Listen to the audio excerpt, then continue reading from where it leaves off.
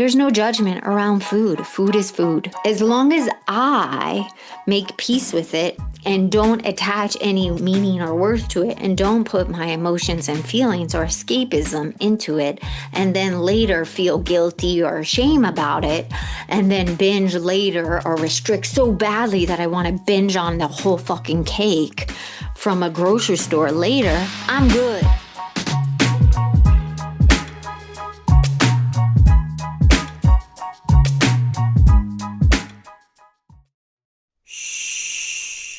Welcome to the Secret Life Podcast. Tell me your secret. I'll tell you mine.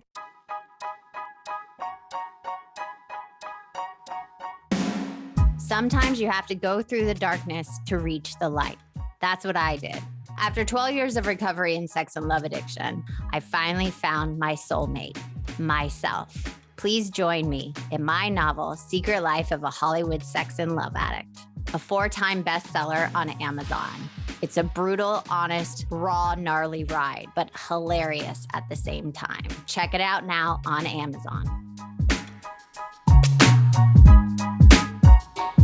Welcome to Secret Life Podcast. I'm Brianne Davis-Gantt. Today I'm pulling back the curtains of all kinds of human secrets. We'll hear about what people are hiding from themselves or others. You know, those deep, dark secrets you probably want to take to your grave, or those lighter, funnier secrets that are just plain embarrassing. Join me each week as we take a deep dive into one subject matter, exploring the how, what, when, where, and why of it all. Get ready for a more focused, more revealing journey of the human experience. This is Secret Life, and I'm excited for you to join the ride. Today, we are talking about intuitive eating. Yes, intuitive eating. It is this new type of philosophy that I'm actually loving and was doing before I actually knew what it was. It's like the non-diet mentality. It's like enjoying food and nourishing your soul and your body to get away from the whole diet culture and body dysmorphia. I had an eating disorder at a very young age and suffered, I think I got down to 98 pounds, and I'm 5'7", so I got really teeny. It was in high school. It was when my parents were going through a lot, and my feelings turn to restricting food. And a lot of that happens for a lot of young girls. And I see, I couldn't imagine having social media and having an eating disorder or body dysmorphia. Talk about torture. Every day that would be torture to look at Instagram or TikTok or Snapchat and having a body dysmorphia, eating disorder, going through trauma, and then seeing that, it would have made it 1,000 times worse. So I can't imagine. So this whole philosophy that I help people break their body dysmorphia and eating disorder is to make friends with food. Food is enjoyable. To not binge, to not use food as a coping mechanism or even a way to celebrate, because we as a culture in general put food with celebration and food with bad days, to not even use food for that. To look at when I eat something, am I attaching emotion to it, a feeling to it? So I help people in general with addiction, because underneath any chemical addiction is usually a food or progressive addiction, and under any sex and love addiction is usually there's a body dysmorphia underneath that. So I then help people break their food addiction, and intuitive eating is pretty much close to the principles I use to help them break that eating disorder, body dysmorphia. So let's get to the definition. What is intuitive eating? So intuitive eating is a non-diet approach to eating that focuses on listening to your body, internal cues of hunger, fullness, and making peace with food.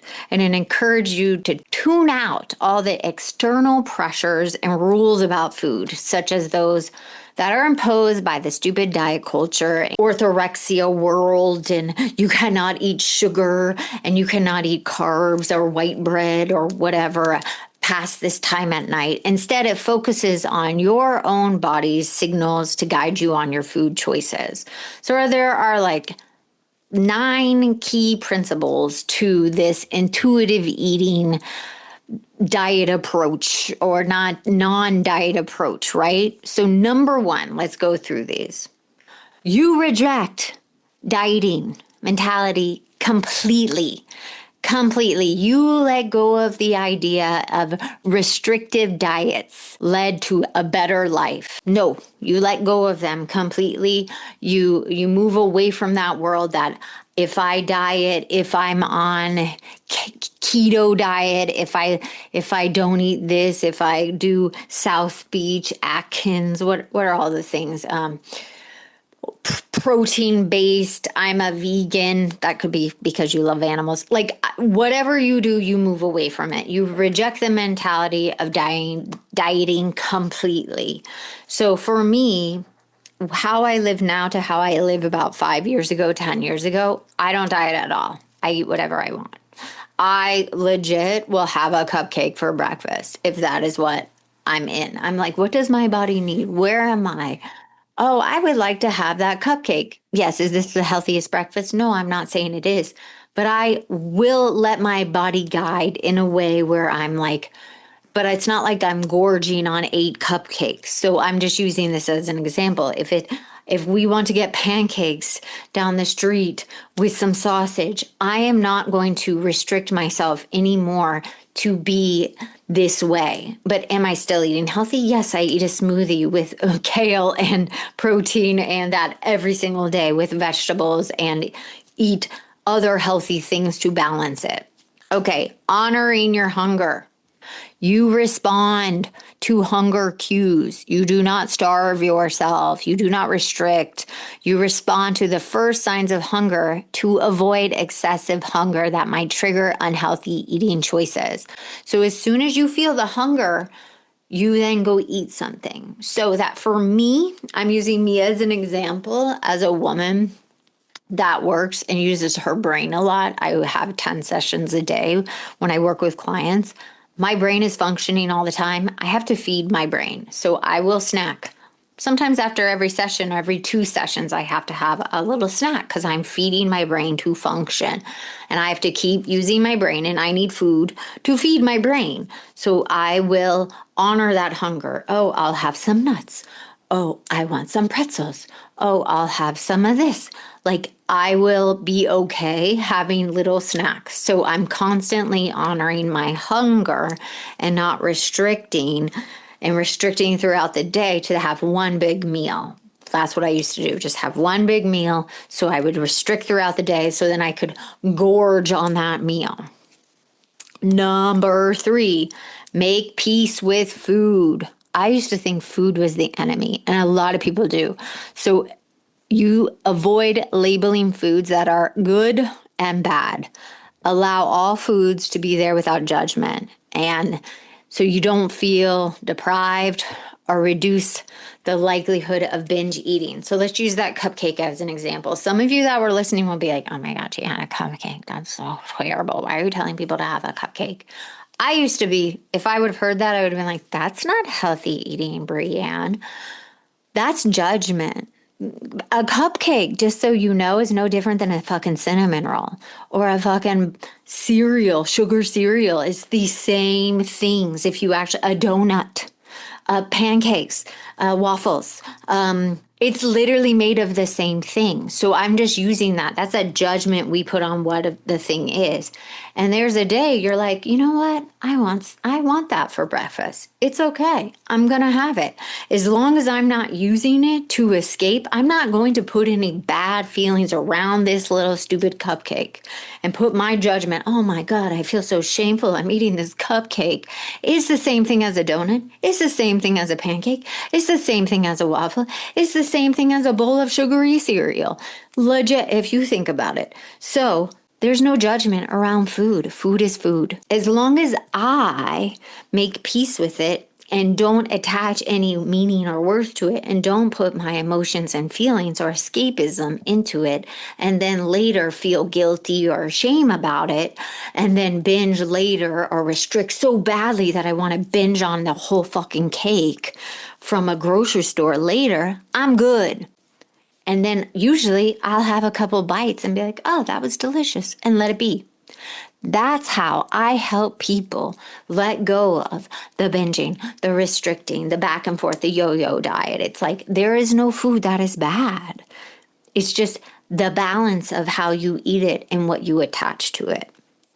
All right, number 4, challenge the food police.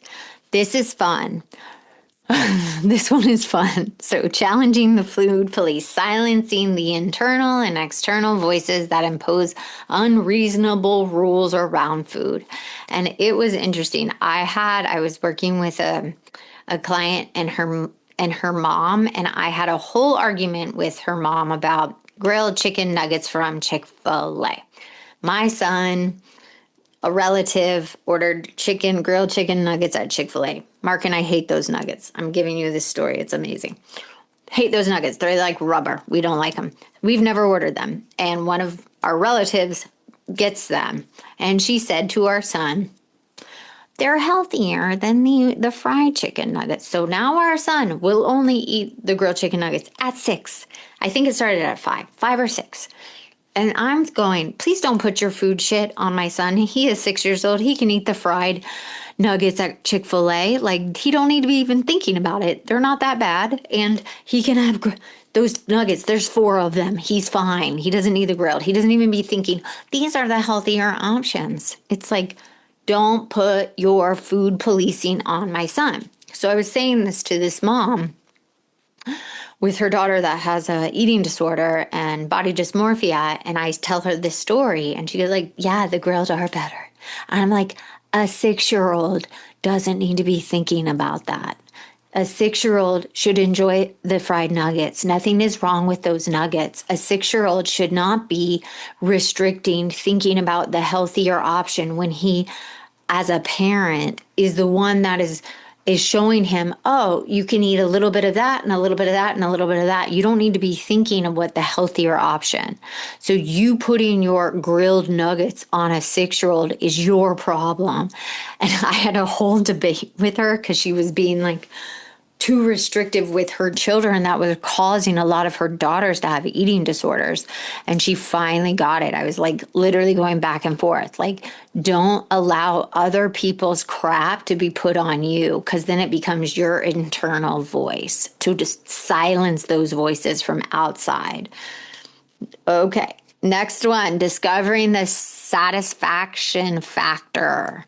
So this is paying attention to the enjoyment and satisfaction from eating in a pleasant environment.